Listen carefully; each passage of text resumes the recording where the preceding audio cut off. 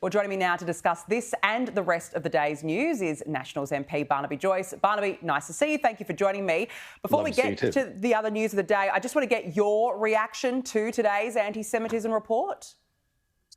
Well, let's see. I mean, things will be judged by where it ends up. If we're able to stem the tide of anti-Semitism, then it works well. But if it doesn't, then it just becomes sort of a tick a box. I'm sort of on a tangent. I don't really see the Prime Minister as an anti-Semite or encouraging anti-Semitism. I think this is something that is it requires the whole nation to sort of be very, very aware that this is an insidious process that's been replicated in such things as the pogroms, obviously, in the Holocaust, and we saw it in what happened in Israel. So I think it's really something that's got to go right through the community, and I don't think any individual is either responsible for it or can stop it. No, well, we'll see what happens if any of these recommendations are indeed adopted. Barnaby, I want to talk to you about reports today that the Trump administration may demand new conditions for providing nuclear submarines to Australia, including even more money. That includes a guarantee that US-made nuclear subs would be used by them in any future conflict with China. I mean, does this further signal that the AUKUS deal is under threat, Barnaby? And I mean, is it more proof that Labor's really botched the relationship with the US? Now, this is one I can actually pin on the Labor Party. Yes, they have. They've absolutely botched this relationship, and they continue to. I do not know for the life of me why Ambassador Rudd is still the ambassador of the United States. Make him the ambassador of the UK, make him the ambassador to China, make him the ambassador to wherever you like, but not the United States. He unfortunately had said some things that remain on the public record, and he should have been a lot more cautious about his public commentary if he envisaged a position that he has, such as the ambassador of the United States. You can't just go and bag with the president of the United States and then you think you're going to get away with it when they've got hundreds of bureaucrats who go through everything that you say. And he said the wrong things, and he said them quite often. Now, AUKUS, we're in trouble. We're in real trouble here, because if this thing falls over, well, what is it? What's plan B? What's the contingency plan? I've never heard any Labor Party member tell me of the contingency plan, and you better have one.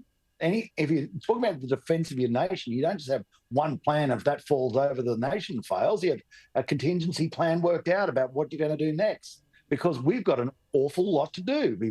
At times, we can't deploy one of our submarines. We've got frigates that look like they're from the last century. We've got warships which are really glorified frigates. We can't find crews for these ships. We have the Defence Force that's basically, the numbers have been going right down. Try and find a high school now that's got a cadet unit, reserve units that used to be in regional towns. A lot of them have gone. We are just not prepared for the world that is before us, and it is really a sign of bad government, and it's a bad outcome for Australia. And at the bottom of this all, we're still banging on about this net zero rubbish while we've deindustrialised our nation. Congratulations. How on earth are you going to defend your nation when you've deindustrialised it because you've been in a war against the weather? Yeah, I mean, that's a really, really good point.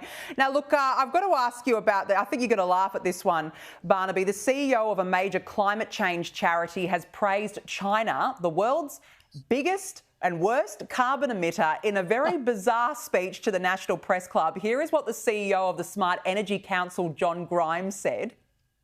One thing you can say about the Chinese system is that China plays as a team. A team, Barnaby. You've got to laugh. A climate change. What planet is he on? You've got a climate change charity boss actually praising the CCP's approach to energy and saying that they play as a team. Did he praise the fact that? I mean, I've got no problems, but they're opening up coal-fired power stations like they're making pancakes. Is this going flat out? And did he praise the fact that a lot of their solar panels are manufactured or assembled by slave labour? Did he say, gee, China's got it right there, get those Uyghur people out, don't pay them, just lock them up in a shed and say you'll start assembling these panels and we'll sell them off to the Australians? And, so every time you can turn on that light, you can go slave labour. This thing's not even moral, it's immoral. And people associated with this are bad, because you are actually condoning the actions of such things as slave labour. You're condoning secret agreements, capacity investment schemes. You're condoning the forced access onto farmland. You're condoning the environmental destruction that's caused by wind towers and solar panels, and how on earth we deal with them in the future. You're condoning the fact that pensioners are no longer able to afford their power bill, and some of them are ending up living in their car. You're condoning all this rubbish. So you're not good. This is not a moral or virtuous thing. It's a bad thing. It's a bad industry, and you shouldn't be involved with it. No, exactly. And these are the things you don't hear about. You don't hear about what China is doing behind the scenes. You just hear about everything else. I just thought those comments were extraordinary, Barnaby. Now, before we let you go, there are calls for the Prime Minister to tweak the pharmaceutical benefit scheme after Donald Trump threatened tariffs on pharmaceuticals, one of Australia's largest exports to the United States. Barnaby, America's pharmaceutical lobby had been pushing Trump to slap us with these tariffs in retaliation for the PBS. Do you think there should be tweaks? Well, it's a pharmaceutical industry is at one. We haven't got many exports left because we've decimated our economy through gutting it out through our power prices. But we do export pharmaceuticals. Unfortunately, this is another role where the ambassador should have been basically right in the centre of things, negotiating this process, getting the key players to the table. We haven't had that.